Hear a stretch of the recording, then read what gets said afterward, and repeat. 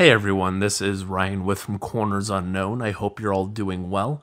Welcome back to our Artist Conversation series, and on this episode I speak with Sandesh Shenoy of Cyclopean Eye Productions. Cyclopean Eye Productions is an extreme metal and noise label based in Bangalore, India, and is mostly dedicated to releasing some of the grimiest dregs of sound from the southeastern Asia music scene. In this conversation, Sandesh speaks about the early beginnings of Cyclopean Eye, how it began as a distro and turned into a music label when he signed his first band, Genocide Shrines, from Sri Lanka. He also speaks about his extreme metal music festival, Trendslaughter, and how he has been perpetuating that for several years now. He also goes into a bit more detail on the types of bands he looks for to recruit for Cyclopean Eye Productions, and he also talks about some of the difficulties he's come up against in running a label. It has been quite some time since I've spoken with a record label owner. I believe the first one I did was with Joe of Old Block Records. I think it was episode 6, and this is the second one that I've done thus far, and I found this one to be quite illuminating and fun, as it allowed me to explore a music scene that I'm quite unfamiliar with, and I hope you folks enjoy this little journey I take in just learning more about the Southeastern Asia music scene and some of the bands, some of just the grisly sounds that come out of India and Sri Lanka. As Sandesh does not produce music himself, we thought it would be nice to showcase a couple tracks from some artists he has released on Cyclopean Eye Productions. So just after this introduction, I will play for you folks a track titled Paperclip from Bell's album Secrets from a Distant Star. This is some transcendental power electronics from an unknown US-based producer, and this is an album I gushed over on a previous Voices from Corners Unknown episode. Really love this album as a whole, and I hope you folks enjoy this track. And to close out the conversation, I will play a track titled Nectars of Tantric Murder from the first band that Sandesh signed to Cyclopean Eye Productions, Genocide Shrines. As always, thank you so much for your continued support and your perpetual listening. I very much appreciate it. And thank you for any and all support you can give Sandesh and Cyclopean Eye Productions.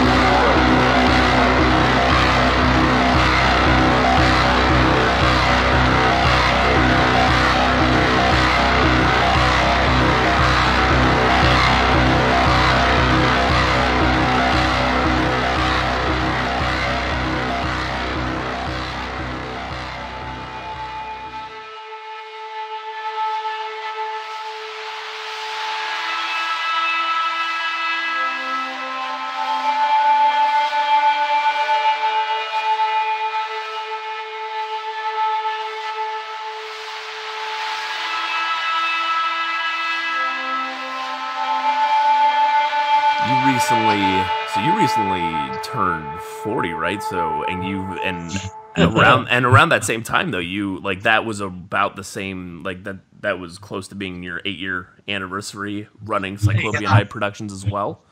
that's correct. Awesome. Actually, it's funny because not funny, but the thing was about 8 years ago. I just thought in 2010, Yeah. I was trying to start the label, and I was wondering when I should, like announce it and stuff. And then I just Yeah. thought, I mean, 13th August, which is my birthday, sounds like a good day to, probably do it. Like, you're just a complete newbie to all these things, and Right.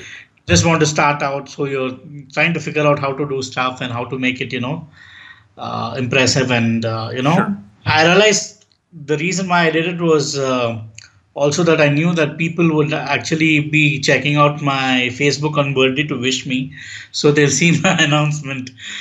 So it Sure. kind of made sense for people to like check it out while they were like wishing me, and they'll be like Right. congratulations thing. Yeah, That's a smart little marketing tactic. I yeah, never even thought about that. So people were like, "Oh, hey, happy birthday!" And then like, "Oh crap, you yeah, have you're managing this label exactly. now." Oh, interesting. Okay, that's pretty smart. Yeah.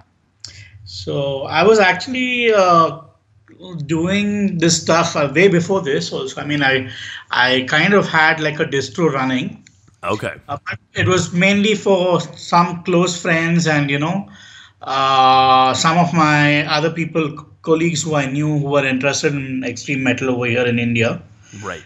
And that's how I just started it out because I was quite crazy about, connecting with bands, especially back then. I mean, once I was listening to the music and, Sure.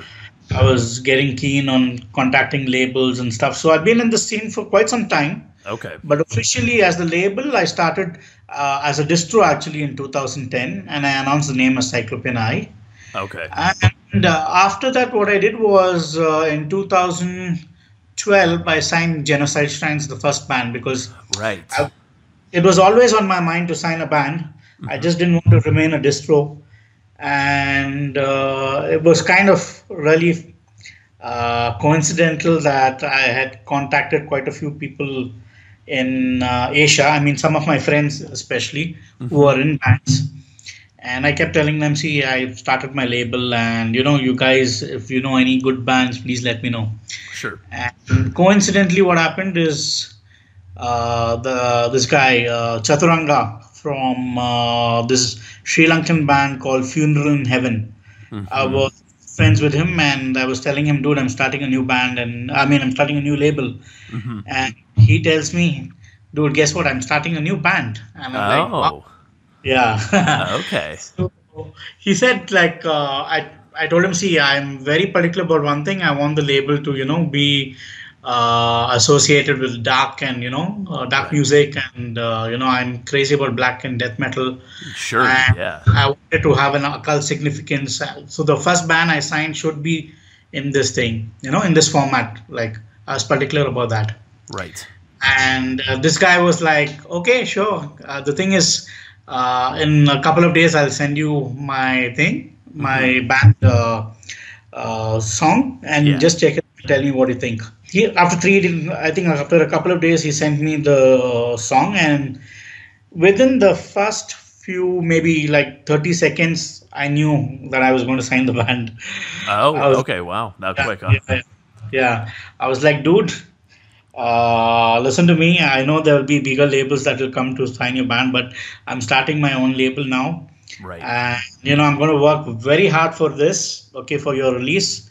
And, I'll give you your best. Maybe I won't be able to give you as much as, what a bigger label does, but I'll make sure that I make a mark on the scene, okay? Sure. And he's like, sure, sure, why not? Let's start off with that.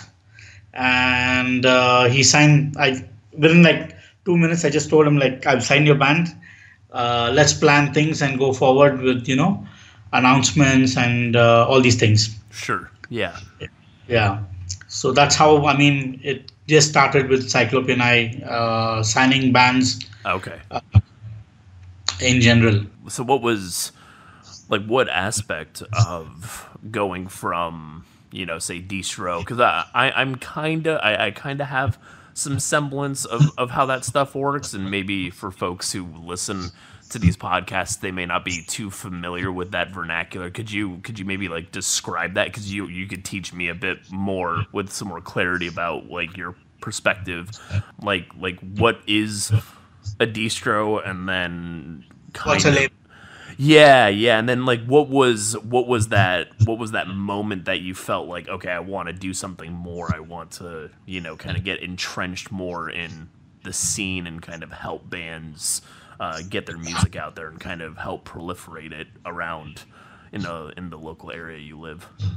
Yeah. So what happened was, okay. First, let's start the thing about the distro. I mean, Yeah. a distribution distro is just a distribution center. Right. So basically, you get titles from different bands, and you basically pick up from other labels. You buy it on wholesale, probably, Right. and I wanted to distribute music over here in the Indian scene. So I had a few friends who were very much into extreme metal music, and I thought it was a good idea to distribute this kind of extreme metal stuff. So that's what exactly a distribution center or a distro does. It just distributes releases, but a label signs its own bands. Okay, it has its own bands on the roster, and it's a more professional setup because you're obviously involved with the graphic dezyners. You're involved with a Right. production center for the CDs. You're involved with a printer to do your printouts for the booklets, Right. and obviously it's a legit business operation. So you have to be registered probably as a business, depends on the country and stuff like that. Sure. Yeah. So that's how the label basically works. And labels basically they trade with other labels also, or they just decide to just sell stuff on wholesale.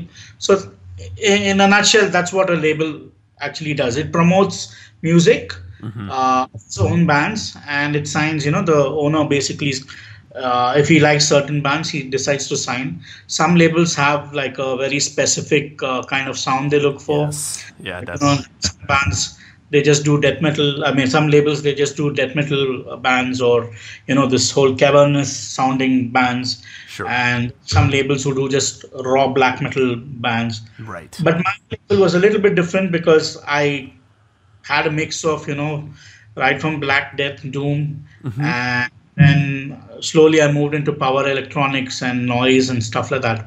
Yeah. The reason why I actually had this idea about signing a band was, see, I always had it in mind before, okay, that I would someday, Yeah. it's this music is like a horrible drug addiction, actually speaking, because that love age it. never goes away. And the funny part was, it's really difficult to get rid of it from your system, because I actually burned my hand once doing the distro itself, because I got ripped off by a certain label, which I won't mention, big European label. Oh shit. Okay. And it was a lot of money. I mean, it was just 100 euros, but it was a lot of money for me back then, because this was about probably 9 years ago. And that Oh money shoot. was, So when you sorry, were when you were trying to get your bearings a little bit, or at least trying to Yeah. figure out what you're doing and get your business Yeah. off the ground. Yeah. Yeah, this was actually a lot more than that. It was probably in 2001, 2002. So Oh that shoot. was, Okay. yeah. It was quite long back when I was just starting my distro. I just started a few months, and then I got burned because this guy didn't send me the stuff. But you sent him the money, and you were anticipating yes. a shipment. Oh, Yes, that yes, sucks. yeah. Jesus. And I was quite worried because, luckily I did it with just close friends. So I was able to pay the money back and, settle Sure. things. Sure. But it was a bad experience. But as I told you, the itch just never goes. It's like a horrible itch that you have to scratch all the time. Yes. So I was back into the music scene, and I thought I was then, getting in touch with a lot of bands, especially from Asia.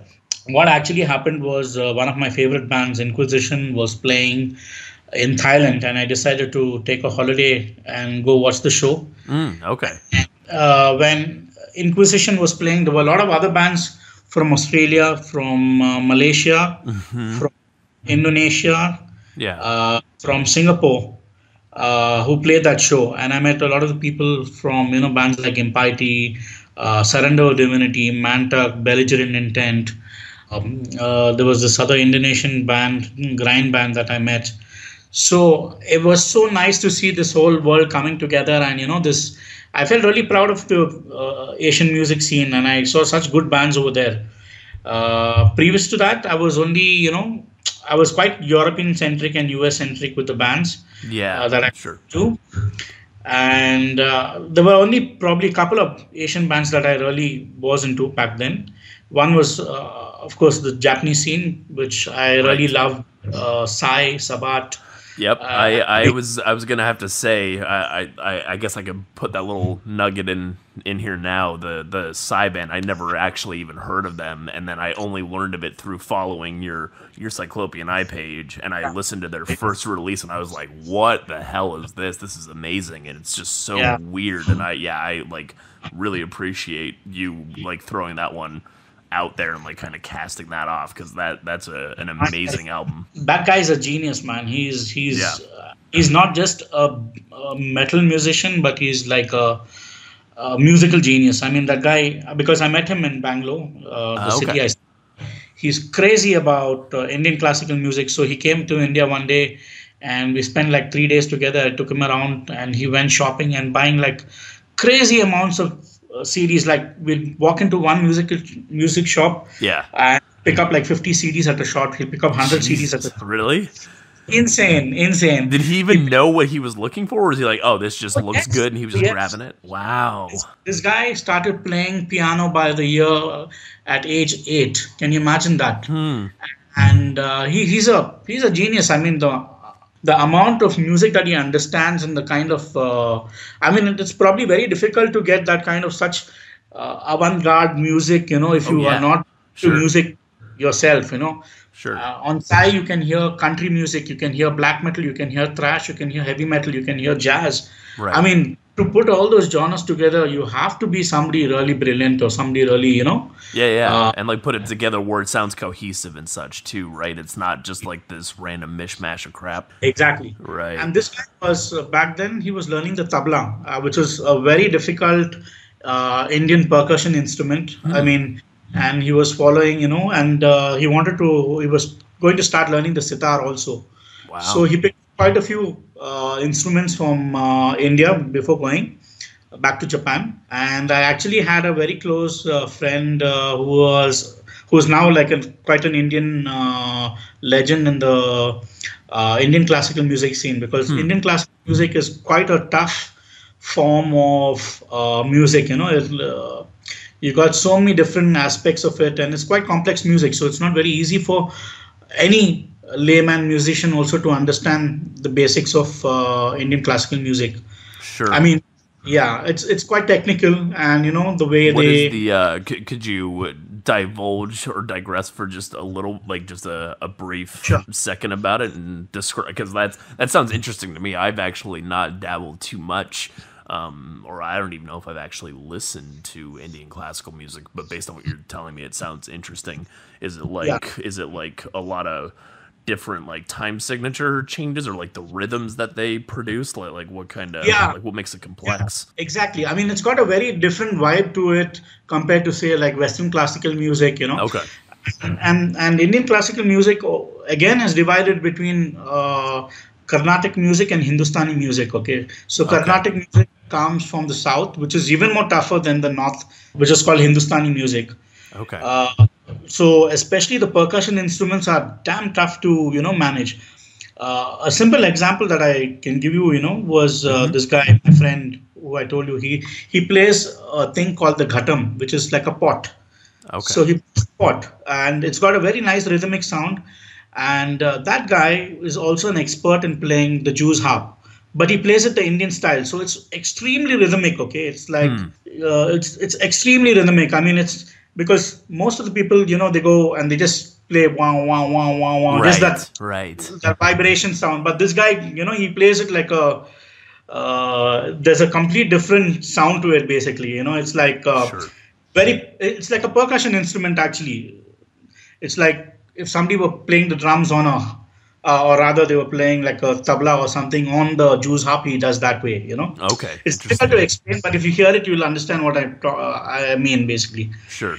So, for as I was coming back to the question, this guy talking about this guy Mirai. I mean, you have to really understand good music and be a genius, or you don't have to be a genius, but you have to be really into your music if you want to learn this kind of stuff. Sure. Yeah. And imagine a guy who's coming from the black metal scene and thrash metal scene, who's into even more complex music than Yeah. Totally. uh, and he had already conquered the whole Western classical music, as I told you. There's in fact a song on this album called Imaginary Sonicscape called Maestro Allegro, and he told Okay. me that he just wanted to play that song. I mean, it's a piano piece. Hmm. He just wanted to see how fast he can play the piano. Oh, So geez. he's just made that song just to test his speed and thing. It's a beautiful piece, but you got to check it out. Huh, interesting. It sounds like he has an insatiable lust for just like always learning and absorbing as much as he can. I mean that's pretty awesome to hear. Amazing, indeed, indeed, And is absolutely. he and could you remind me again, this is he the like kind of the original founding member of Psy, and Yes, it's kind of like it's been his project since the yes, beginning. yes, Okay. yes. Okay. Gotcha. Mirai's been the whole and soul of Psy from very beginning, from the demo days, and the demo days go back to when they were in touch with Euronymous Oh, from wow. yeah. So Wow. he Okay. was in touch with Euronymous, and Euronymous was supposed to sign them onto Death Like Silence Productions back in the day, but of course he passed away, so the Yes. band signed to that. I think then they got signed. The first label they got signed was to Cacophonous Records from the UK. I'm not sure, but Okay. it means that label. I'm not very sure because I can't recollect, but I believe it's Cacophonous Records, who Interesting. also signed Cradle of Filth and all the bigger bands. Oh, okay. See, yeah, now, yeah, I never really, I wasn't able to entrench myself too deeply in the back, like kind of like the history of the band, but based on that debut LP that they put out, I don't know, I can't remember the name of it for the life of me anymore. But when I listened to that, I was like, and based on the conversation we're having now, it sounds like this is a band that is worth delving really deep into and trying to Very, understand as much as possible. very So, much, very much. yeah. Because it's completely different from any other extreme metal band from Asia that I've ever heard, or for that matter, Western band. Hmm. In fact, there's no band that sounds like Psy, I Yeah. believe. Oh no, definitely. Yeah. When I listened to that, I was like, I think when did their debut LP come out? Like sometime in like the early '90s or like late '80s. Is that right? No, Mid no. '90s. I think the demo came out somewhere maybe late 80s. I think. Okay. I think it's 89, 90, or 91. Okay. One of those years, basically, Okay. uh, around that time. Of course, I mean there were other Japanese bands that I mentioned, Sabat, and were much more older, who started way back. I think in 85, 86, Wow. maybe. Okay. Right. Yeah. Yeah. No. Uh, When I just listened to that, I was blown away at how old it was, and I was like, man, this sounds so fresh. Relative to so many other bands that I even listen to exactly. nowadays, like it just sounds so innovative still. Like I was Exactly. like, I've Exactly. never heard something like this before, and it was made, decades ago. It's pretty astounding. Absolutely. And so, I mean, as I was mentioning that I had got in touch, I saw all these bands, at the concert, and I Yeah, was so proud definitely. of being a part of it that I really wanted to sign bands like this, and Yeah. I kept contacting these bands, and I kept in touch with the Bangladeshi scene. I kept in touch with the Sri Lankan scene. In fact, 3 months later, after the Inquisition show, I went back to Thailand again to watch Manza from France. Okay. It's the guy called Sakshul, who used to be in Deathspell Omega back then. Oh, okay. Yeah, Interesting. Yeah, that's a band that I've not delved into enough either, and I know that they're quite lauded in the underground scene. I know a lot of people love them, and I'm like, man, I just yeah, have to sit down and listen to them. But yeah. yes. So he left the band, of course, but he's been an instrumental force in getting out Asian bands to put out music Hmm. to a Western audience. Because he has a label called Legion of Death Records, Okay. and they had signed Sabat, they had signed Dying Embrace from India. They had signed Abigail. Those were the first three albums that they signed. And he kept signing plenty of bands from, all the third world countries and very obscure countries and stuff. I mean, Huh. for example, he had signed a band from Bangladesh. He signed Sri Lanka. I mean, he signed Funeral in Heaven. Their first EP was released on Legion of Death. He signed Orator from Bangladesh.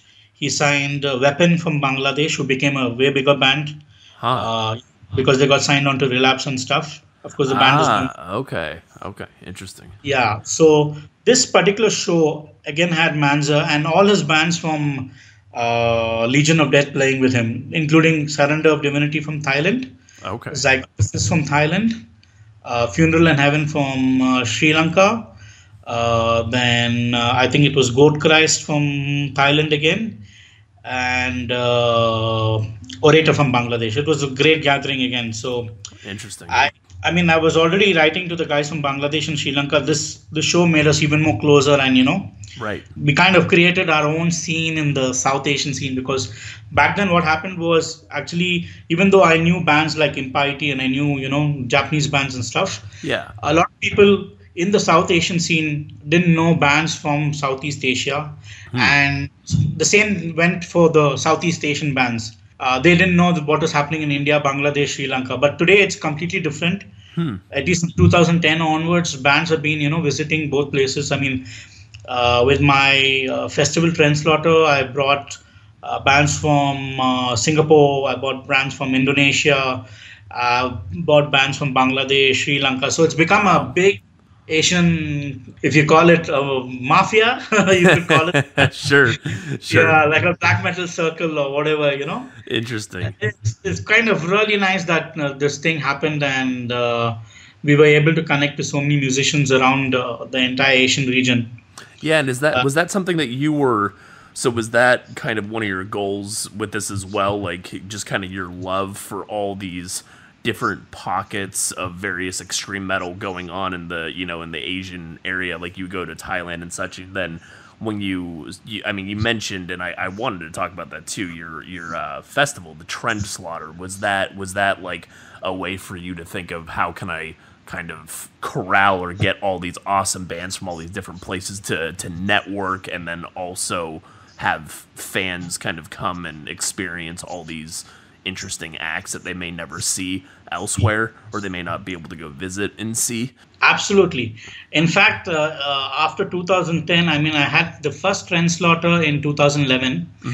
And I remember I mentioned 3 months after the Inquisition show, I went to watch Manza. So at the same show, Orator from Bangladesh were playing. Right. And I was so enamored by those guys because they are such a fucking kick-ass band. I mean, Sure. they have a completely occult vibe to them, because this guy was heavily into the occult, and he was heavily into the whole tantra from the Indian mythology and Okay. Indian magic and stuff. Like, he basically the band is about these guys called the Aghoras, who worship Kali. They are basically these. It's called the left-hand path of God, actually, because in the Hindu mythos and mythology, these guys are basically who worship the darker aspects of the Okay. Hindu gods. Sure.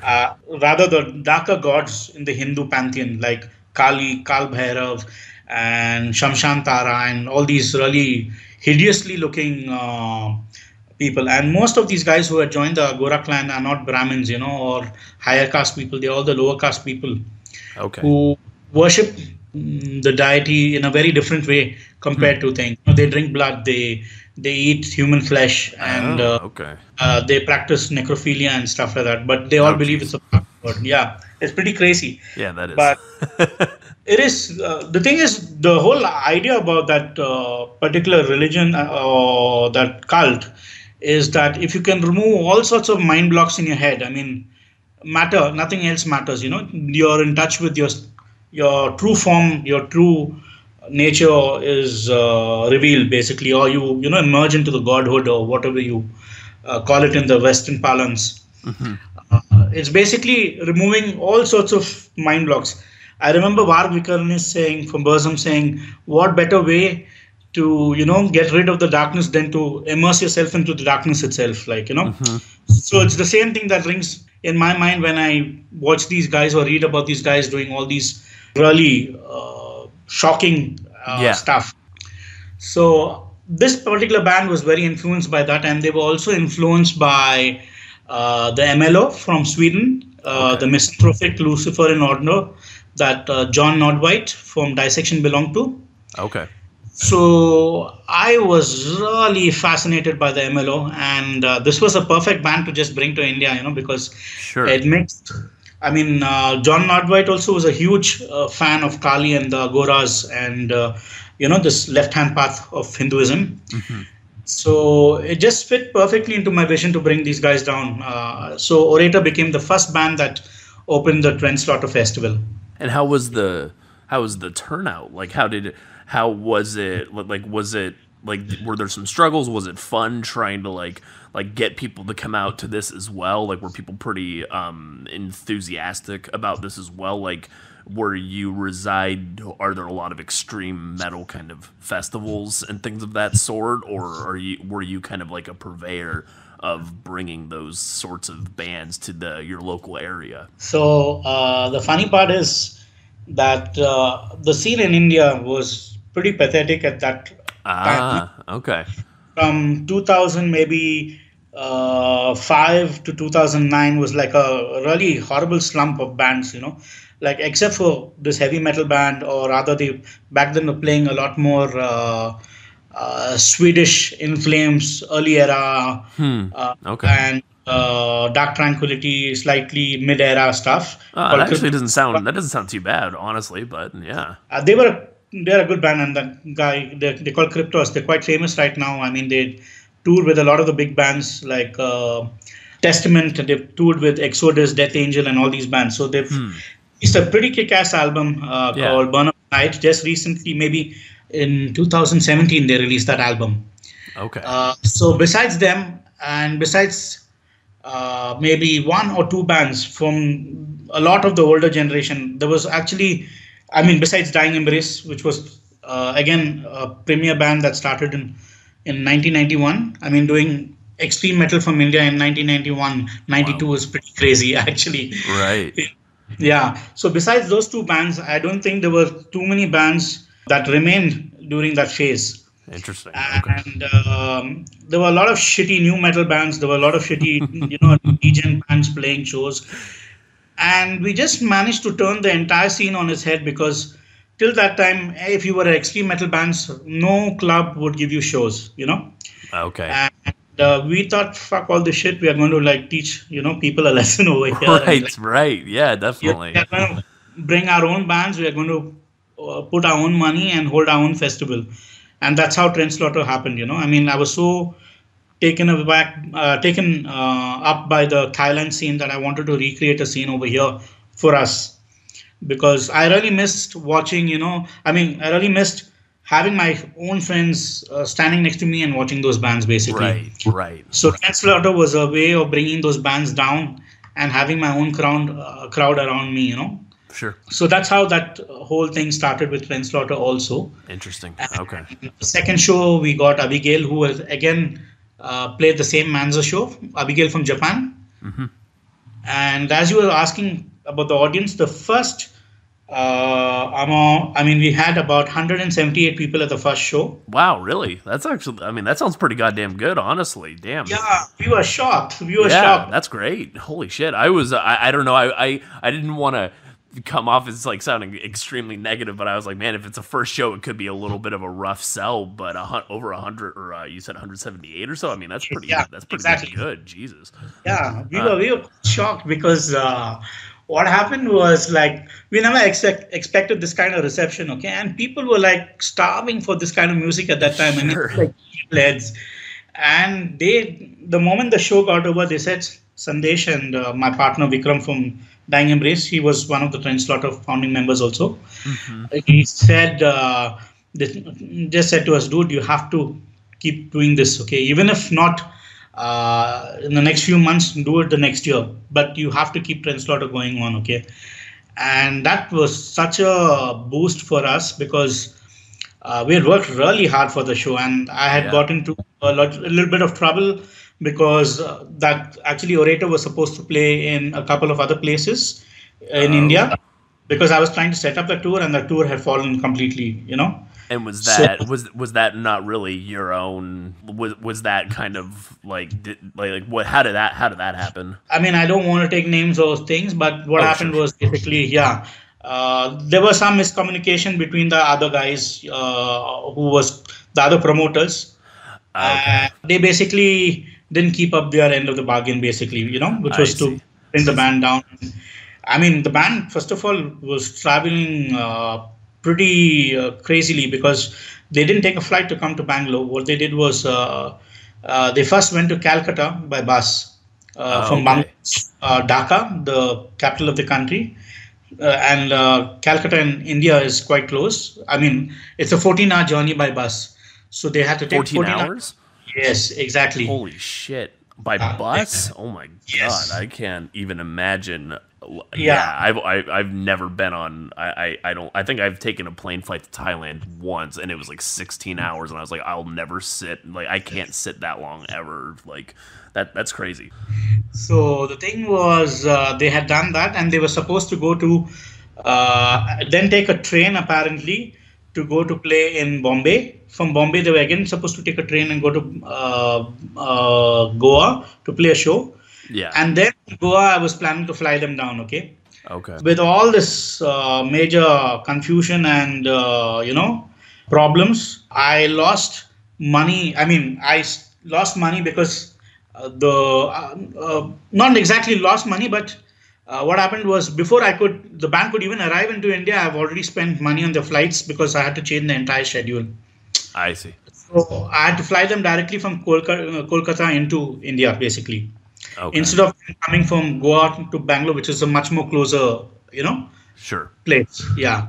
Yeah, and I'm So I'm still I'm still trying to, like, as you're describing this, I'm trying to like map it out in my skull, and I've not really dabbled too much in like all like I don't understand like exactly how far things, okay. countries and cities are from each other still. I know I probably should have done Yeah. a little more researching, but I'll tell you.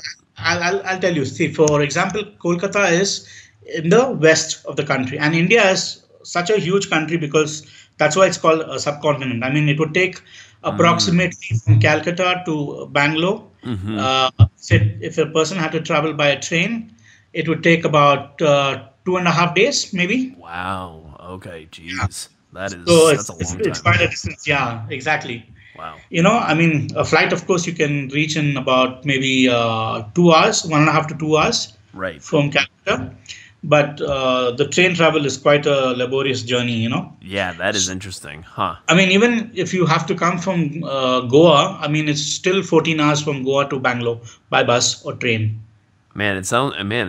In some sense, I mean, is air travel really expensive? I don't even see why some folks would ever want to take the train in that instance, just given how long it takes.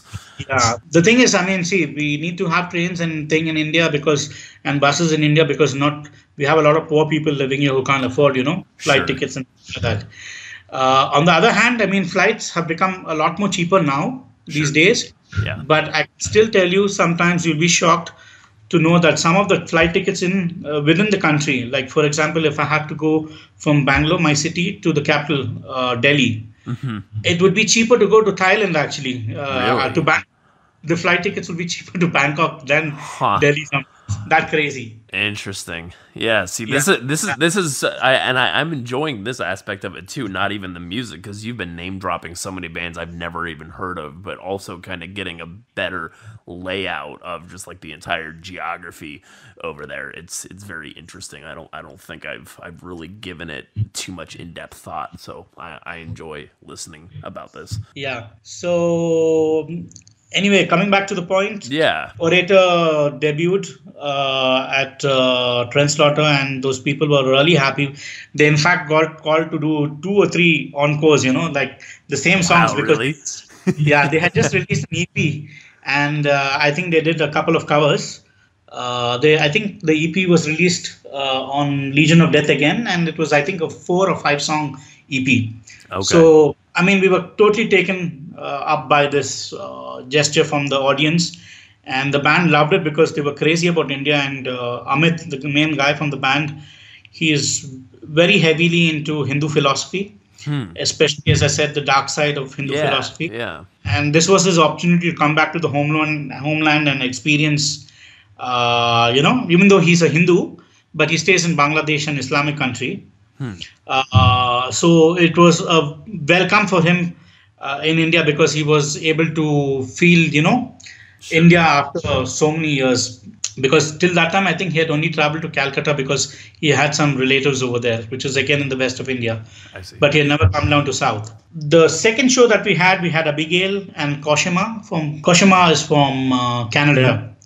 So Anik basically is quite a known personality in the underground metal scene because she plays with the band Koshima, and she also wrote a book on heavy metal cookbook actually, which featured a lot of these bands from like Creator and Oh, okay. their recipes, Sure. It was quite nice. And then the third show I got in Blood Division down from Singapore. They headlined the show along with a lot of Indian bands from around the country. The fourth one had Impiety headlining with a lot of the bands from Southeast Asia. South Asia, which was Ugra Karma from Nepal. Orator again came from Bangladesh. Serpents Athirst from Sri Lanka, and Dying Embrace from India. So it was a welcome because Impiety is like it's probably one of the biggest Asian bands in the underground scene, along with Psy and Sabat, and probably Wormrot, in the underground scene.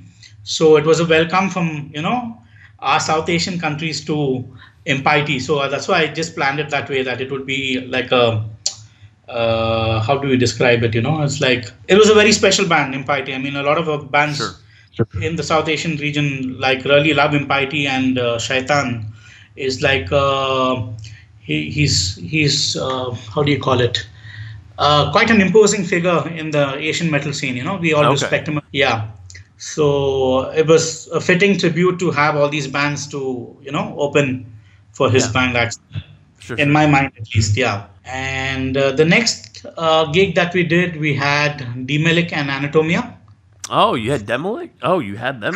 Wow. Yeah. I've like only within like the last year have I really delved into them.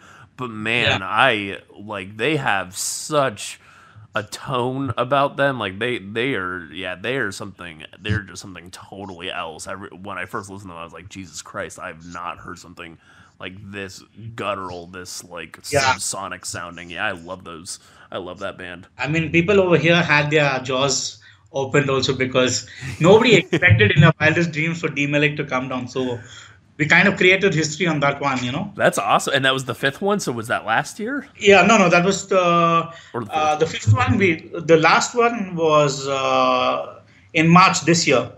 Okay. So yeah, that was the sixth. That was the sixth one, correct? Yes. Okay. Correct. The sixth edition. Gotcha. So Cult of Fire played the sixth edition. They headlined the sixth edition over here, which was again an amazing experience because nobody expected Cult of Fire to play in India, and the band wanted to always play in India because most of their music is very, very Indian influenced, and for them it was like a journey into holy India for them. Right. Right. Yeah, they were so caught up with the whole Indian mythology and the whole left-hand path of the Hindu religion. Right. Well, how has the trend slaughter? So as it's been going on, 6 years is obviously you're doing pretty well with them. You've been having them each year.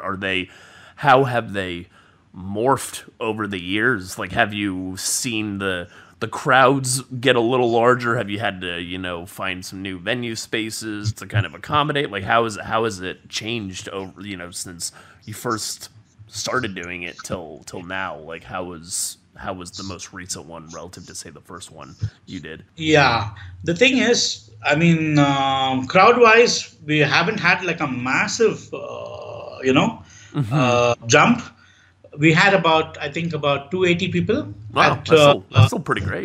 yeah, at the Cult of Fire show, and we had about almost the same amount of people, maybe about 260, 265 for the Lee gig. Wow, that's awesome. So it hasn't really changed. But the thing is, this is my opinion, personal opinion. Okay, Oh, sure, sure. India, what's happened is India is a very crowded country, yes, and my city in particular, Bangalore, used to be a very nice place.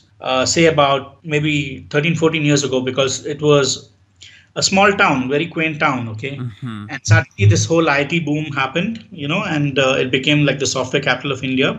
And Oh, so a interesting. lot of people started migrating over here, and it became so crowded and so congested, and the infrastructure basically, couldn't measure up. Just couldn't handle the influx of people. Exactly, Yeah, exactly. yeah. Because everyone was coming for jobs over here right now, even till date. So back then, I remember me and my friends, we would travel out of town, or we travel to another city to go watch shows. Okay, these days people don't want to even get into the hub of the city. Like the places where we do a show also these days is right in the middle of the city. Okay, so that everybody can come there, and Right.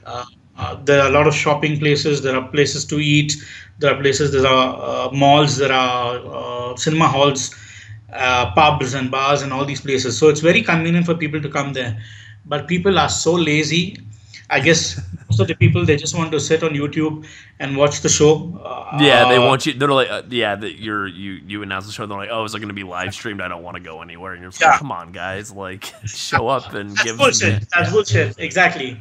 So I just feel, the amount of trouble we used to take, people don't take the same amount of trouble back then, because at one point of time, I believe even a local show, I mean, this was, of course, a special local show that was done by some of the Bangalore bands. There was Cryptos, and there was Threnody, another old Indian thrash band, and a couple of other bands. And that pulled about, it was a show called Encomium, and it okay. pulled about 800 people. Oh wow. That was crazy. I mean, but this was quite some time back ago. This was Right. maybe 2001, Oh wow. 2000. Okay. Yeah. Yeah, that time. Yeah.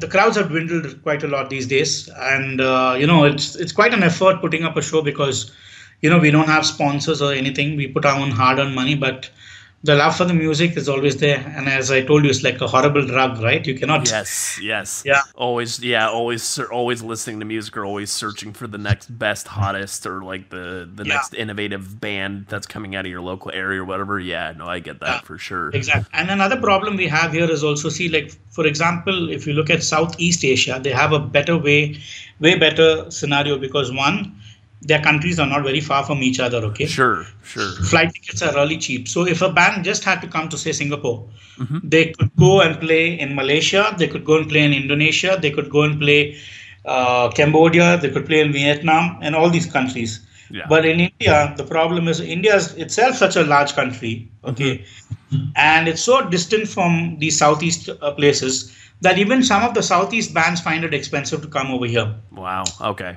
So Yeah. imagine paying a European band or an American band to come and play. The flight tickets are really, really expensive. Sure. Yeah. So most of your, I mean, if you say at least maybe 80% of the, or rather not 80, maybe 70% of the budget is actually flight ticket money. Wow. Really? That much? Yeah. Huh? God Yeah. damn.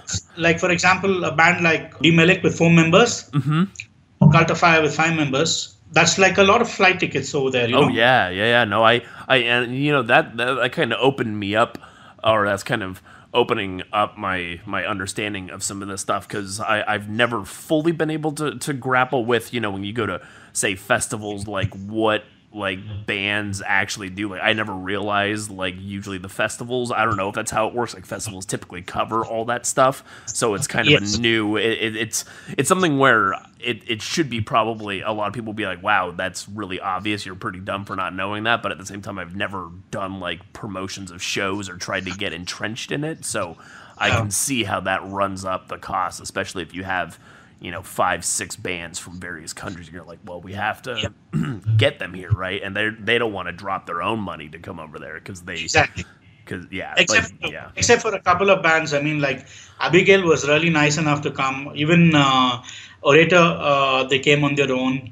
right, In fact, right. Cult of Fire this time it was a very lucky thing that they were actually sponsored by Thomas Fiala, who also owns a big metal festival in Czech Republic. Uh, Okay. um, yeah, Brutal Assault. He owns Brutal Oh, Assault. Brutal Assault. So, Yeah, I've yeah, heard. I don't know yes. anything about it, but I know the name. Yeah. So Thomas Fiala has always loved India, and he's been coming here for years. And obviously, Cult of Fire were complete Indophiles too. So they made a really good sacrifice. And I mean, of course, I paid the band, and I made sure that all the bands had fantastic arrangements. Because typically, what I do is I give bands like 3 days stay, 3 days food, which is again, it's not cheap. Knowing Yeah. that No, definitely. I mean, for 3 days, especially. I mean, that yes. does sound like that is very expensive. Yes. And another thing is, I mean, Indian currency is like nothing against the dollar. I mean, it's like 60 Indian rupees is $1. Oh shoot. And, Okay. Yeah. That's yeah, that exchange and rate's 80 pretty. Indian, Yeah. 80 Indian rupees is €1. So, Wow. yeah, so it's not really easy to do these shows. Right. But yeah, but we continue to do them because we really love this music. And obviously, we haven't got anything out of it. We haven't made a fortune or a thing. It's like one of my friend described it. It's like this Russian roulette you play. You try to keep breaking even and just winning at least once, so that you can keep the rest of you can do the show again. Yes. Yeah, yeah. You're not really trying to make profit. You're just trying to break even. So then you're like, okay, we can do this again next year. We can sink Exactly. some. Yeah, and that's commendable Exactly. that you do that too. That you're just. I mean, I think that exhibits the passion and love for it over trying to make it more of a business. I mean, it is kind of like, I mean, there's obviously business aspects to it, but you're not trying to find ways to maximize that. You're just like, we just want to put this stuff on, which is pretty commendable, I think. Thanks. Yeah, I mean, it's basically for us. It's like it's two things for me, at least personally speaking, and so even for my partners in Trendslaughter. The first time I get excited when I see the band coming out of the airport. The second time is like watching them live with my friends, as I told you. Yeah. It's that thing that it's always I have that goosebumps Right. when I'm at the airport. I see the band and when they are on stage. Sure. So there's no feeling like that at all. I mean, it cannot be replaced. Yes. So we don't mind spending money for that kind of, Right. that energy and that euphoria that you feel Right. watching these. Well, that's kind of what I think you can kind of link that back up with that drug, kind of like that concert junkie Exactly. kind of drive where it's like Exactly. like listening to an album on headphones, sure, you can get in a feel, but when you actually feel the music kind of hitting you in the chest, it's something completely yeah. Completely different. Completely Right. different. No, I completely, I try and chase that stuff as much as I possibly can. I totally understand. So for Cyclopean Eye Productions as a whole, so you started off so you did the distro and then you signed to your first band. How has the kind of just your overall sentiment, like when you set out and you were kind of doing more the black metal, the death metal, the those extreme genres of music, how has the Cyclopean Eye palette of sound, how has it evolved since you founded it? Have you because you've obviously released that one power electronics record by Bell, and then I think you have a couple other projects that really aren't in the vein of, say, extreme metal, but they're still like extreme forms of music. But how has the palette of sound, and what are you really going for with Cyclopean? Are you trying to keep it relatively eclectic? The group, the sound, are you trying to keep it diverse and interesting for folks? Yes, absolutely. In fact, I mean, most of the bands that I choose are out of my personal choice of music and the music that I like. And even with the power electronic stuff, and even I was actually into industrial music the moment I had started extreme metal. Like, for example, when I was listening to, say, like a Cannibal Corpse or a Deicide, I was also listening to bands like Ministry. I was listening to KMFDF and Godflesh and all these other industrial bands, Right. industrial metal bands. And in the same time, when I was listening to black metal, I was also listening to records from this label called Cold Meat Industries, who Oh released. yeah. That's a label that people still bring up to this day, and I never have gone back and listened to a lot of their stuff, but I know that they were like pivotal for that kind of music. They don't exist anymore, correct? Yes, yes. Okay. I think they shut down about 3 or 4 years Oh, ago. that's too bad. But I think they had their 20th anniversary, or no, 25th anniversary, just maybe around last year. Oh So wow. they had a live show with all their bands. Like I think even Mortis played at that show. The Wow. guy who used to play an Emperor, Yeah. and now is doing quite a few shows, comeback shows these days. Mm-hmm. Uh, so coming back to the cold meat industries, I mean, there were a lot of metal musicians who were involving themselves into neo folk, military pop, industrial music, Right. noise, and all these things. And cold meat industries, along with, of course, Cold Spring from the UK, Yes. Yes. and then there was Tesco organization Okay. from Germany who were releasing all these things. So we were, at least me personally, I mean, I was checking this music out, Mm-hmm. along with the black metal scene, and I was very interested in a lot of the neo folk bands like Death in June and Dirt Yeah. Touch and all these other bands, One Tron Style and all these bands. So I still remember, I mean, this friend of mine lending me a CD with battery on Yeah. one, and on the other side was like I mean it was an MP3 CD, and it had Aghast, this really horrific Norwegian band formed by members, the wives of Samoth from Emperor, Mm-hmm. and Isan's ex-wife. Okay. uh, and it was had this whole really very dark ambient stuff, and it Interesting. was advertised like two witches and one satanist creating this really dark ambient music, so it was extremely arresting. Okay, and the Hmm. funny part is, battery was going on and this whole epic thing, and suddenly at 3 o'clock in the night this thing starts. So Right. it's my mind a lot because it was Right. creepy as hell. Right. So that kind of fascinated me and made me discover, more and more new styles of electronic music. I mean, I detest commercial electronic music like trance and, Yeah. trip hop, all these music, but I really love the extreme scene, like power electronics and noise and, Right. uh, industrial and death industrial and all these things. So this thing was always there in the back of my head. Okay, when I found people who were more accepting to, metalheads Yeah. saying that, what, we love power electronics music, we love neo folk, we love and it just stuck in my mind, and I said, shit, man, I should be doing even more Sure. stuff like this too, because I love Yeah. that music.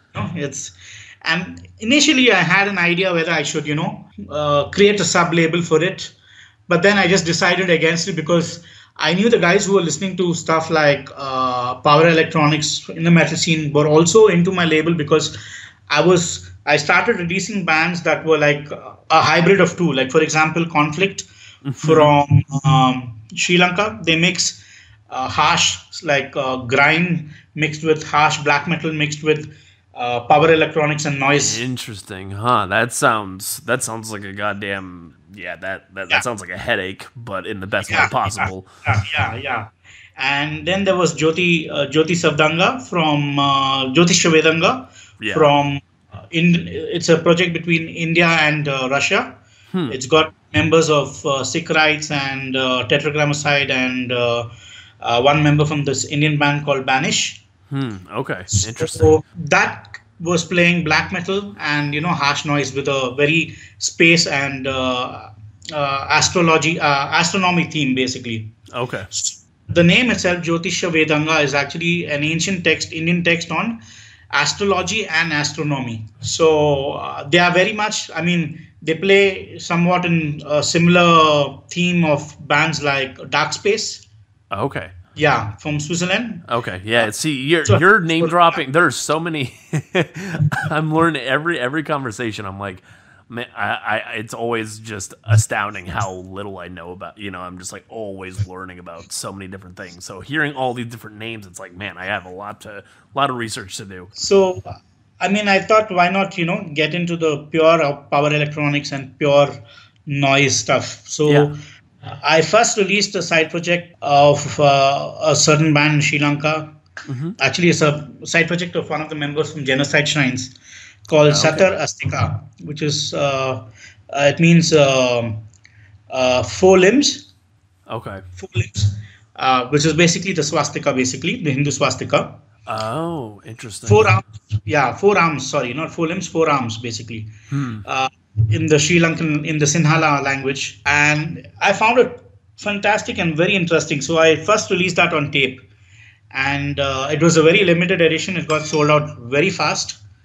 And basically, what happened was, I was talking to a certain American musician at that time who so was very much into this music, the power electron scene, and he wanted to put out a new album. And I said, dude, I mean, I respect this guy as a musician a lot, and Yeah. he also plays in a band, but I can't reveal because we just wanted the music to speak for itself. You're Uh, just tantalizing me at this point. I was yeah, after you sent me that track paperclip. We're talking about yeah, Bell, right? Yeah. yeah, I heard that and I was like, this is yeah, amazing. And yeah, then I was like, oh, can you tell me more about this band? And you're just like, nah, I can't. I was like, God damn yeah, it, man! I want to know everything. I want to yeah. interview this guy too. Like anything. I want to be able to talk to this person. It's so interesting. It's the same thing I did with Conflict also. Conflict is again a band that has members from bigger bands, but we didn't want the hype. We didn't want Yeah, people no, I understand. I understand.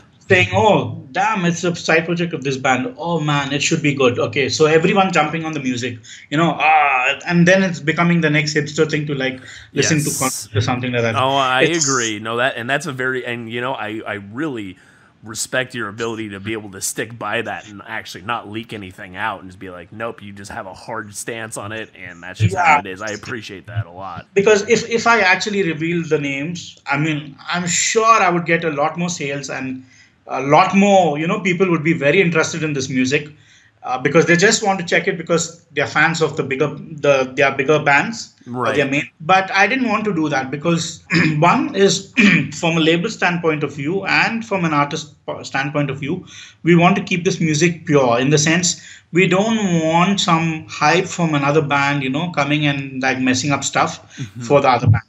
In the sense like, oh, this band became popular just because it's a side project of this band. You know what I mean? Yeah. So we didn't want that. We wanted to keep the vision pure.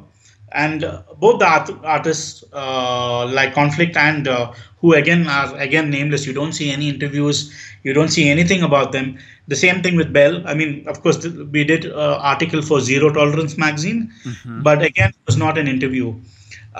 So even in that Zero Tolerance article, the name was not mentioned, Yeah. of the artist. And I was really happy for the magazine to do such an interview without, even keeping the name of the artist or any information of his prior musical projects and stuff. It was really hats off to that magazine for doing it. Yeah. So I really believe music should stand on its own, and I think the artists that I support and the artists that support my label also think the same way. So it makes a great chemistry, when you Yeah. have this vibe, and the vision becomes common for the label and the artist. So that always ends up in successful releases, and people know that it's passionate music Sure. Yeah. automatically when things like this happen. Without maybe getting into some of the more quote unquote, or I mean, this may not be boring to you, some of the more technical details, like how has it been running Cyclopean Eye? Because I recall we had a conversation or an exchange a number of months ago where I think you said you went full time with this, and that was the first time you've done that, correct? Like you took this on as a full time job, is that right, or am I misconstruing an exchange we had? No, you're absolutely right. I mean, I've been now running the label for the last 2 years, completely on my own. And I mean, I used to have a day job. I used to work in the communications department Okay. for a couple of companies before. Okay. Uh, I was basically I had done my master's in mass communication. Oh, I interesting. Okay. was a journalist for a few years, and then I moved into internet marketing and marketing communications. Okay. Interesting. That was my bread and butter. But I just thought it was time to just take off and do something completely new because I just got fed up with the corporate bullshit that I went through. Like Yeah. Yeah. I can't even imagine how. And what was the? I'm not too familiar with the type of work that you were doing, but was it kind of bottomless, meaningless work, or you just weren't getting much out of it? Absolutely. I mean, it was. I mean, I was doing stuff like SharePoint, and I was doing email marketing and stuff, and I was like, Ah. Okay. yeah, and I was like, why am I doing this for somebody? I mean, I'm not even interested in this job. Okay, Sure. so yeah, a lot of people go around doing work just to earn money and like so they have a good living and stuff like that. Yes. But this point of time, it became obvious to me that if I don't try things now, I'm never going to try it, and I probably will never have another chance. Right. You get only one chance in life, so Right. even if things go wrong, I mean, you always have a backup for it, Sure. or you at least you know that okay, you failed miserably. Yes. Sure. But Sure. it's better than not knowing, Yeah. whether you succeed or not. So if I just put my head down and continued with the thing, Hmm. it wouldn't have made sense. And also the fact that the label was getting more orders and stuff, and it was really difficult to keep up both a job Yeah. and so I thought combined with my hatred for this whole corporate jobs and this whole 9 to 9 jobs. Yes. I just said, sorry, 9 to 6 jobs. I said, forget it. I'm not going to do this anymore. Like, Sure. and that also, I had a lot of good, what do you say, support from my friends Hmm. and bands, especially. I mean, some of the really big bands also who I knew when they came to know that I was planning to go completely do the label full time. They gave me a big impetus and Yeah. they pushed me forward and saying, and these were bands that were touring and they were doing big shows and stuff. So I was just thinking, if bands like that have so much of faith in me, Hmm. why am I the person not having faith in myself, right? Right. So obviously they see something in me to tell me that you should do the label full time, right? Right. And these are seasoned professionals who are who work in. I mean, who are the bands are basically they are also their livelihood. Hmm. These big touring bands and stuff, they do like so many tours around the US and Europe and stuff. So it was kind of a really good push, which made me think not even twice and just jump into it Okay. head first. Yeah. And it hasn't like this is just as kind of like a general, just out of general curiosity, because at least from my perspective, when I working a full-time job, some days it's fine, some days it's pretty shitty. But I've found kind of the dynamic between working, say, a full-time job where it's kind of separate from my webzine and all that. Usually I kind of like that balance, but have you going full-time into Cyclopean Eye, like, it hasn't really, like, how has that, have you just taking it on as a full-time job, do you still get as much enjoyment out of it as when you were doing it in tandem with your other job? Like if that makes sense, because I know sometimes kind of keeping the passion, or sometimes keeping the something you're like a hobby. I don't want to call it a hobby necessarily, but kind of like your interests separate from a day job, so they're not like, so like your hobby doesn't become your job and you get sick and tired of it. Like have you embraced, like, has it been you haven't really had much issue there, like no sense of like real like burnout or anything like that? Like, it's all been going really well since you've gone full time with it? Absolutely. The thing is, actually, it brought me to a realization, when I was sending out orders and, taking Yeah. orders and, writing to Zines like yourself saying that, I have this new promotion. And I just sat and I thought to myself, man, fuck, I love this thing. I Yeah. really love it.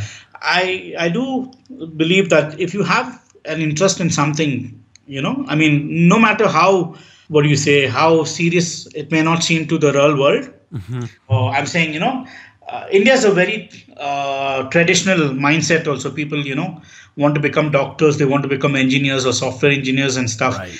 And they see sometimes, I mean, of course, it's changing these days, but they see music or they see things like that as not a very serious job. I mean, For our sure. parents especially. And I've realized that if you have an interest in something like that, which may not seem, serious to the real world, and people keep telling you, oh, why do you do these things and stuff? Right. I think you should make your mind up even more to do that particular thing, because the kind of joy that you get in that is completely something else compared to you sitting at your 9 to 6 job Oh and yeah. like a zombie. Absolutely. Right. Right. And I never feel tired. I've realized that when I'm doing the label, I never feel tired, I never feel disgusted, or I never feel, oh shit, this is another package to do, you Yes. know. Yeah. Yeah. No, and I wasn't trying to I hope you didn't feel like I was like insinuating that, because I just, yeah, like, I could, Absolutely not, but I understand what you're saying, because yeah, I just want to like understand that. Yeah, I just like want to understand that, like, going full time, like, how has it, like, really, has it changed your sentiment or your understand, like, has it changed your feelings on certain things? That's, yeah, yeah, it hasn't actually. I mean, I still interesting. love music, and I cannot say, maybe some 20 years down the line, maybe at that time I might feel, oh shit, it's become a. I cannot say for certain, but at the Sure. moment, at least, I mean, these 2 years have been like pretty good, and I feel really happy with myself that I'm doing this. This is my full time. I wouldn't call it a job, also, but I would call it a full time passion, basically. Right. And how would you say, just kind of on a, like, looking to the next horizon, say, the end of this year, or like even into 2019, 2020, like, what are you, like, what is, like, do you have a really specific goal, or are there specific goals you're trying to hit with Cyclopean Eye? Like, are you trying to continue to sign on more bands? What are you kind of after, as Cyclopean Eye continues to grow over the years? So, I mean, the basic philosophy is, of course, promoting really good music from Asia. That's my number one philosophy, because I want more European and US people listening to Asian bands. Oh yeah, totally. I mean, just getting in touch with you, I've learned so much just within the couple months that we've been in contact. So I Yeah. appreciate that wholeheartedly. So I want to promote more bands coming from here, and there are a couple of new bands that I'm going to sign for 2019. Oh, awesome. Yes, there's one particular band from Sri Lanka called Goat Ammunition. Goat Okay. Ammunition. So they are a pretty good band. I mean, they got that whole very bestial vibe to their music, but yet they have a certain different charm to their style also. It's Okay. not just mindless bestial war metal or that kind of stuff. Right. Right. Yeah. Yes. That's a genre Yeah. that I'm not very familiar with, but from what I've listened to, I think I can kind of imagine what that would sound like. So that's one band, and then I might be doing another band which has already released a couple of albums. It's a band from Indonesia. I'll not name them right now because I'm still yet to, Sure. finalize the details with them. And of course, there's going to be some more music coming from Bell, probably a split with a couple of other. Oh, Yeah, interesting. it's probably going to be a really very harsh piece of Yeah. electronics coming out. I mean, it may not be as meditative as the one that I released just recently. Right. So that's one thing that's in my mind in 2019. Sure. And as a commercial project, I'm opening an online shop soon. Yeah. Yeah. Yeah, because I've taken quite a long time, because, as I mentioned, I have time completely now to devote to the label, because, doing a job and just having an online shop is kind of a compromise, because if you start, generally they say when you start going online and you start getting a lot more orders than you usually were getting before, Right. because you find Right. it more convenient. So that's one thing that I have put up. I mean, hopefully by September, I will be opening my web shop and website. And besides that, I mean, of course, signing. I have another 6 releases for this year in Oh particular. wow. Okay. Yeah, there is a split between Genocide Shrines, Serpents of Thirst from Sri Lanka, and Heresy Arc and Trepanation from New Zealand. Wow. Yeah, then there is, of course, the Conflict MCD, which is going to come out next month. Then there is the new Empyrean Indian band that I signed called Empyrean. I'm going to release the album very soon in September again. And then there's a split between this band called Chaos Cascade Okay. from Germany, Fog by the Flesh Flies from Japan and Korea, and then this Conflict, and another band called Phosphor Blank from France. Wow. Man, you're all over the place with. I mean, you're all over the place with respect to countries. That's pretty. It's pretty impressive. Yeah, How do you usually, like, again, kind of a curiosity, like, how do you usually do you find these bands and reach out to them? Like, how do you stumble upon all these bands from all these different areas? I mean, even out in France and such. Like, how does that all come together? Are you like perpetually sleuthing Bandcamp and the web for a bunch of new and interesting bands, or like how do you usually field for bands to release their music? so it's in a couple of different ways. One, what happens is since I have the label and people know me, Yeah. they contact me and they say, guess what? I have a band called so and so, and would you like to sign the band? Then there is side projects of bands that are already signed to my label. Then there are bands who I'm friends with who want to be on my label. Then of course there are bands that I like check out. I mean, and I like them and I try to sign them if they're unsigned. So I'm always asking other bands and other labels or people, saying that, for example, do you know any good band that's in your area right now? I mean, from Malaysia Right. or from Singapore that you think should be signed. And people always have, stuff that they keep opening and telling me about. So Sure. that's one way I find bands also. So generally, it's mainly this way. And also one thing, I travel almost for the last 6 years. I've been traveling to Europe almost every year, at least once. Oh wow. Okay. Do you just And go I- for like? Is it like just for shows or festivals? Like what's the? Exactly. Ah. Exactly. Okay. Interesting. I love going for festivals and meeting people over there. And so you meet people who are interested. For example, this band called In Obscurity Revealed, which I released from Mexico. In fact, I met one of their friends at the Nuclear War Now Festival in Germany. Oh, interesting. Huh. That guy and me were having a couple of drinks and we were discussing about bands from Mexico and stuff like that. And when we both came back to our respective places, I asked him, because I was interested in going into South America and checking out bands. And he said, why don't you check this band out? I think you might like it. And the moment I heard it, I said, dude, this band absolutely fits my label, Right. Right. And then there was another Argentinian band that came from another big band member who I'm in touch with. And he said, you know what, I'm going to play a show in Argentina very soon. And this guy is a promoter over there. But I really love his band. So maybe you should check his band out. And the same thing happened. I really liked the band and he got in touch with me and he said, would you like to sign my band? And I said, yes, why not? Let's do it. So things happen like this, I do. I did want to dive. I don't know how. This is more me trying to sate my own, like just kind of. It's a bit selfish of me, but I wanted to try and talk a little bit about that Bell release, just because I find it so fascinating. I don't know. I don't know if you want to go into that, as it doesn't. I mean, it relates to Cyclopean Eye, but I know it's not like, we have to. The amount of information you can actually provide is probably a little restricted. But I can still tell you about the band and what would you be interested in knowing about the band besides the band member and stuff and who the right. No, I'm just trying to.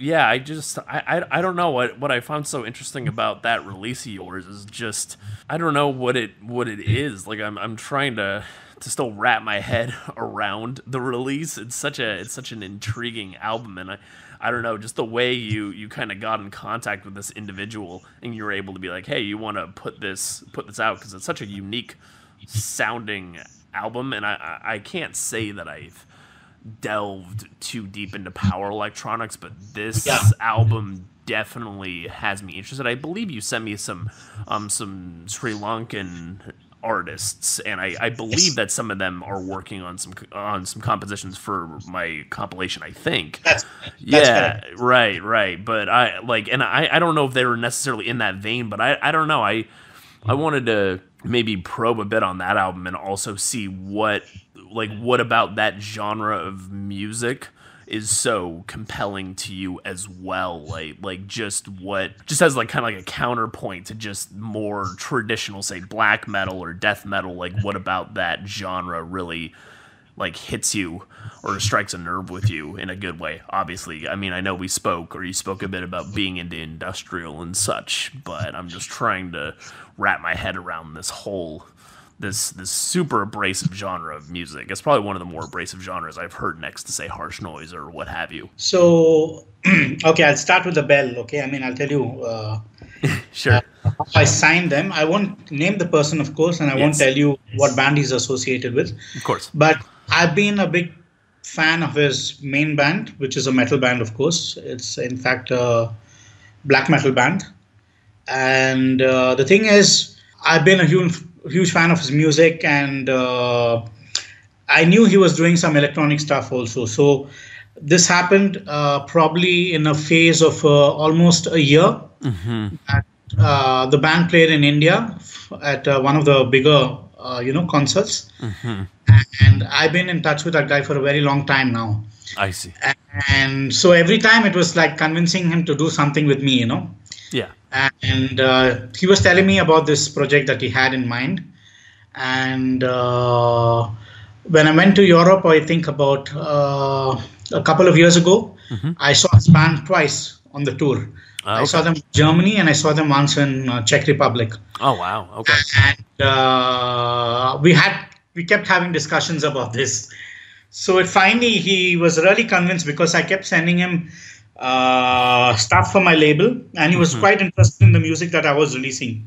Sure. So ultimately he actually got convinced, and he was, the great thing about this guy is he was more of an opinion that this kind of music should be with an underground label rather than, something very commercial or something very thing. Because for certain, if he had released it with a bigger label, and they would, if they had gone with the whole side project of this big band, basically people would have just sucked it up immediately, and it would have become the next hip thing. Right. But I still remember him telling me, the last thing I want to do is let Bell become another Sanu or become a complete history. Right. Yeah, kind of reach a critical mass, and then it's like, and then it loses like its luster after that, right? Like once, yeah, I get you on that. And the music itself is abrasive one. It's also meditative at the same time.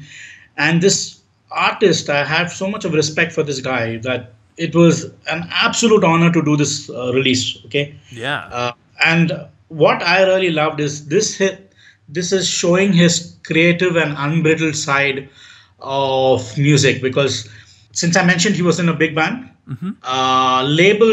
bigger labels have, this is at least my personal opinion, okay? Sure. It may not seem right to some people, but a lot of the bigger commercial labels have a problem about, restricting a band to making music that the audience likes, not what the band likes to make. Oh, interesting. Okay. They have a way of curbing creativity to a large extent, honestly speaking. And just because I've heard morsels of that kind of information dropped, but I've never really been able to get full context But for folks that listen to this, so is it the case that some of the larger, like even metal labels, like you think that there is some sort of creative barriers or some sort of barriers that labels will impose to try and make sure they get, like, say, a return on their investment? Is that like a correct way to think about it? Okay. I remember, I'll give you an example, okay? I remember Sai getting off from Century Media, which is still one of the biggest metal labels. I think for one album they were signed to Century Media. Okay. And they had such a tough time because Century Media wanted to change their style of music and wanted to make it more appealing to people and stuff. Oh, and interesting. You cannot stage a person like Mirai, who's like a guy who has so many different avant-garde music influences and stuff. Yeah. How can you? It's like putting a big vulture in a small cage. Yeah, no, for sure. How I look at bigger labels stifling artists. Sure. And it's true because to a large extent, if you even look at the career of say maybe Satricon, okay? Mm-hmm. Yeah. Look at the old albums and you look at the current albums right now. Mm-hmm. They're more black rock and more appealing, so that Oh, interesting. See, now I haven't gotten too much into them, but I think that I have read a review or two that seem to suggest that. That doesn't. Okay. That's exactly what I mean by a change in style. Okay. And you're not, and obviously you're not you're just trying to you try and get a band because you love the band and you want them to do their own thing, and you Yes. no sort of creative, you're like no control, like you just kind of let them do what they want to do and you just get it out. Okay. Exactly. And Bell was such a project that couldn't be captured because the music itself is so varied and so different. Oh yeah. That we didn't want it to be associated with the main band because this was his chance of putting out whatever creativity he had. Yeah. And his truest vision that could be put out through music is Bell. Yeah, and it seems like not revealing all those extra details, like that kind of keeps it untainted, undiluted, Exactly. like it's all very pure, and it's like the mystery. I think the mystery honestly adds a lot more value to it. I think it makes it more intriguing. Like even I just look at the cassette and I just wonder. I'm like, man, what the hell? Like it's just such an intriguing album. But I mean, has this release as well? Have you been able to push a decent number of copies of it? Like how has it been received relative to say some of your other releases that you put out, say the more traditional metal or raw metal releases? Yes.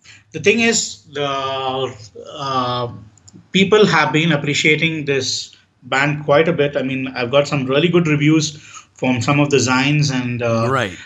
a lot of people who are not even into metal scene. Like I remember this guy who's from Sweden. He's not even a metalhead. Okay, he only listens to power electronics, noise. Okay. And he loves Bell, okay? Interesting. And there are so many interesting mails that I keep getting from people. Recently, there was a label called Night Rhythms from the US that wrote to me, totally out of the blue, okay? I don't even know these guys. Mm-hmm. And they just told me, dude, that samples that of Bell you put is something really crazy. I mean, I've never heard something like that, and I want to stock this in the USA. And I want this album to, I want to distribute it through my thing. And I said, sure, my friend, you're most welcome to Sure. do it. So that happened. And I remember him writing on a forum also saying that, this is one of the best power electronics albums of the year. Oh, yeah. That this person has heard. And this Bell is also being distributed by Cold Spring. It's being distributed by Tesco, who are giants, in this power electronics and noise scene. I mean, they're the most respected labels in this power electronic scene. And quite a few of the metal labels are also distributing it. New Era from Netherlands is distributing it. Wow. So it has got. So it's spread pretty far and wide. Then it sounds like it's a lot further than I would have thought. That's very interesting. Huh. Absolutely, because people haven't heard an album like this. I mean, it's not even proper power electronics. It's not even proper noise. That's why my description is like power electronics, noise slash ambient.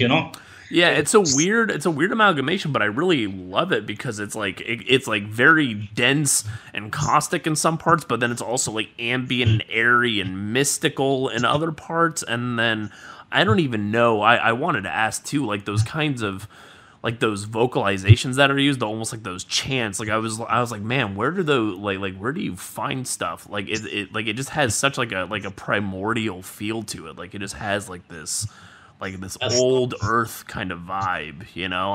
Since you asked about that voice, I'll tell you the story behind the voice also. It's actually a lady who's stirring, shaman actually, who's making a pot of ayuska, and the lady is stirring it and she's humming this song, okay, or Huh. this chant. And this guy has taken that particular chant and he has warped it so much, the voice has changed completely into something else. Yeah, and is that what that voice is that kind of recurs throughout certain parts of the Exactly. album? Oh wow. Okay. What you said? And you said it was a shaman. Do you like what region? Like what area of the Uh, world? from the US, I mean, shaman Oh. as in like the Indians, right? Hmm. Like the Red Indians or the Native Indians, as you call them. Hmm. So the Native Indians of the US, Okay. like I mean, like tribes from the US. Man, really? I would have Yeah, never figured that out. Well, I yeah, mean, I guess because it's all warped and pitch shifted and all, yeah, it's like yeah, all mangled. But yeah, man, that album is something. Man, that's something else. I would have never figured. yeah, I'm glad that you were able to divulge some of that. I don't know if folks will be super interested yeah. in knowing those details, but that's been gnawing at me forever. I'm like, man, how Yeah. the hell did this? Like, what is this? Yeah, exactly. I mean, that guy has put a lot of thought into this album, and I think he has recorded it over 3 years. Yeah, that's what Uh, it said on the. I have the J card yeah, like right here. I think it actually says it was it was recorded from like 2014 to 2017. I was like, man, that took a long while to pull it all together, but the final product is superb. yeah. This guy is again. I mean, he's like Mirai, as I was mentioning from Sai. He's another genius guy who's has so much of knowledge about gear and music and stuff. Hmm. And I mean, he's quite eccentric from the musical perspective. Sure. So it flows purely in this power electronics music that he's making. His vibe.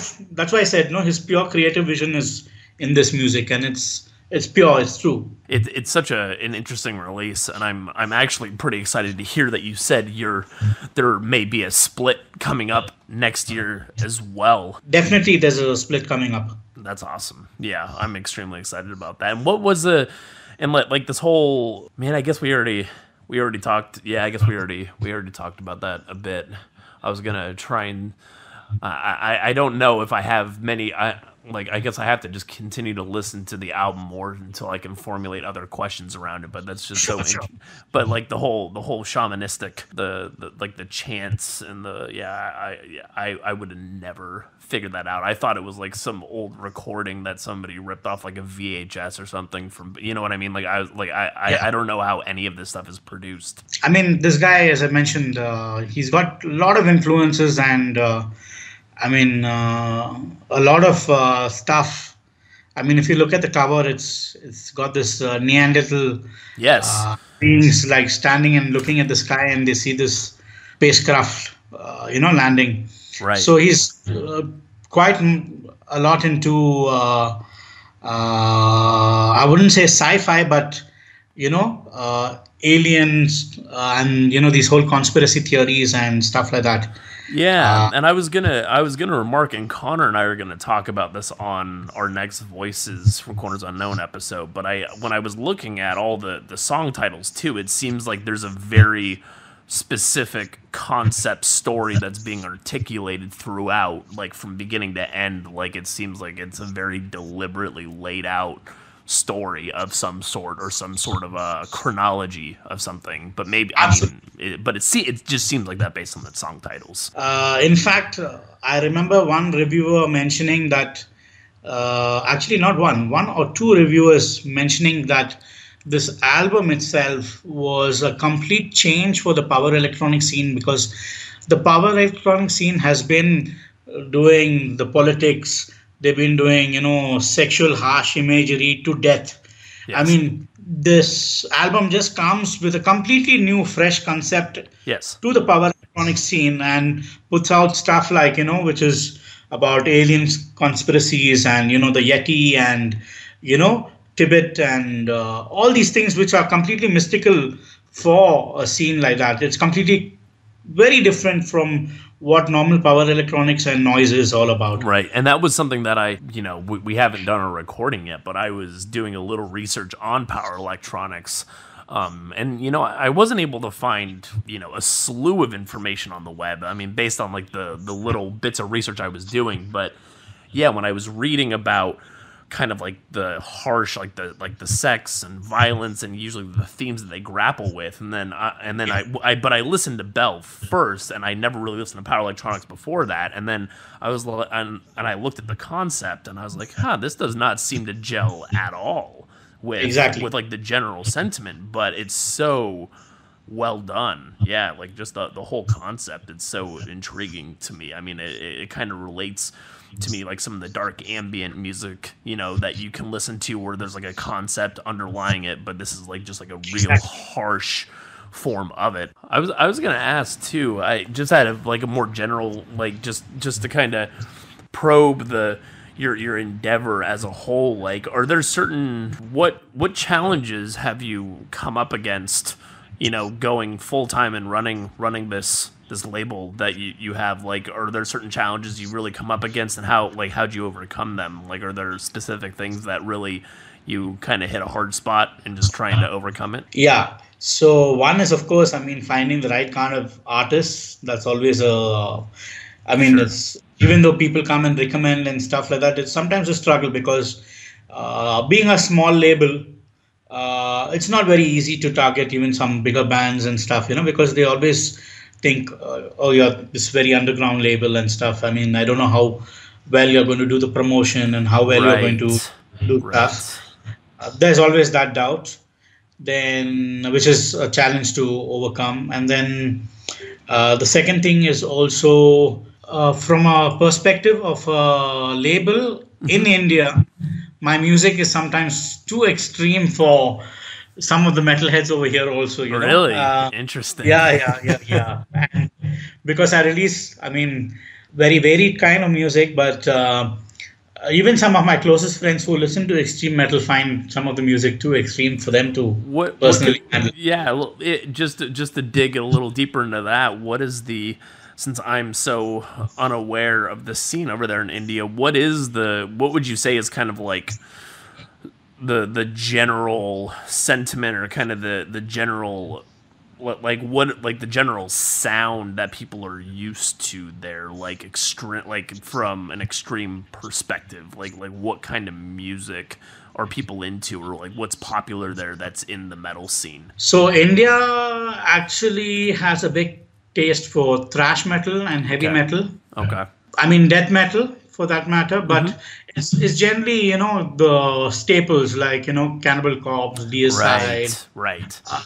just the touring bands and stuff like that, Not too much of extreme metal, but lately what's been happening is bands are coming from certain places like Calcutta, like bands like Tetragrammacyde and Jyotisha Vedanga that I signed, who are like pushing the envelope for like extreme metal from Asia and around the world. I mean, their music is really, really harsh for even people from not only India but outside also. Like Tetragrammacyde especially. I mean, their first couple of albums especially, or their releases, were quite difficult for people to take because it mixes some really harsh noise and death metal together, you know? Right, right. Yeah, yeah, yeah. Well, that's kind of funny though that you're so you're running a label and you're trying to get some of the most extreme music you can, and even people around you that are like, man, this is on another level, or this is something that I'm really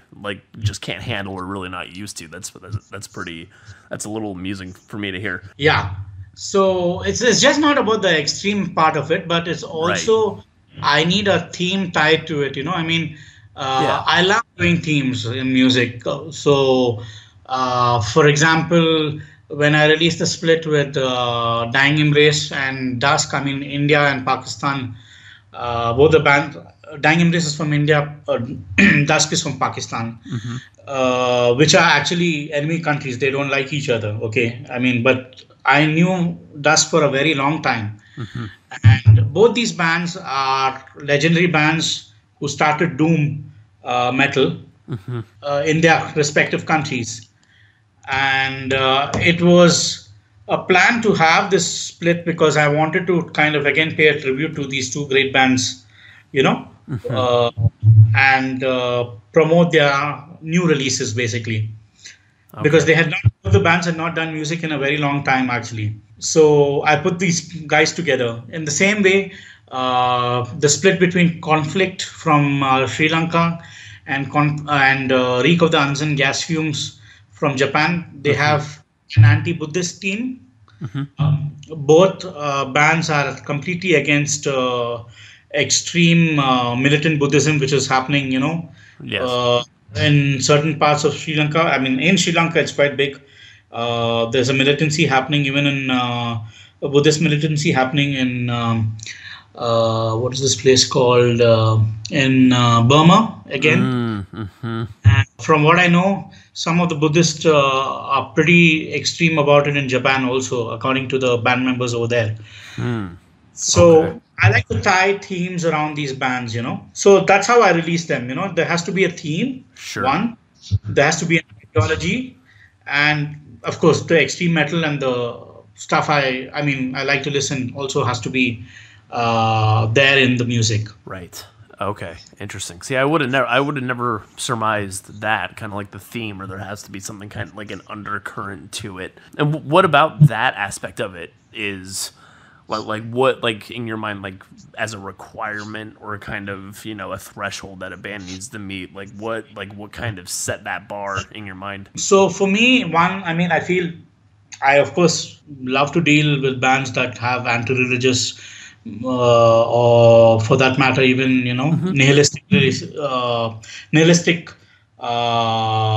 lyrics and music and stuff. Because I'm a very, I kind of really hate religion. Sure. So yeah, it seems like a cliche, but in India, religion is very big. I Yes. mean, besides Sure. Hinduism and Islam and Christianity, and dozens of other small religions, religion is crazy in India. I mean, you have massive temples, people doing lots of festivals, and it's this typical blind faith that I hate so much.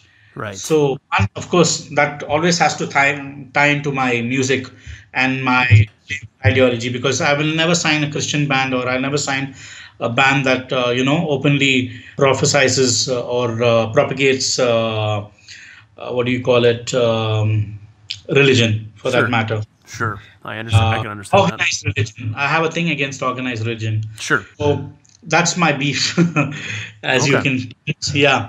And of course, the whole occult vibe and theme is something that I ask bands, but they didn't need not necessarily have it.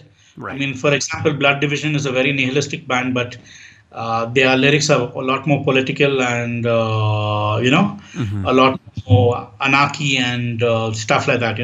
Corporate and the hate against the whole multinational corporations and all these things. Sure. So it's generally these kind of themes. And the funny thing is, I actually started listening to metal because I was interested in the occult, not the other way around. A lot of people listen to metal and then when got into the occult. For me, it was Yes. completely opposite. Interesting. Okay. Huh. I was basically, of course, my dad was a palmist.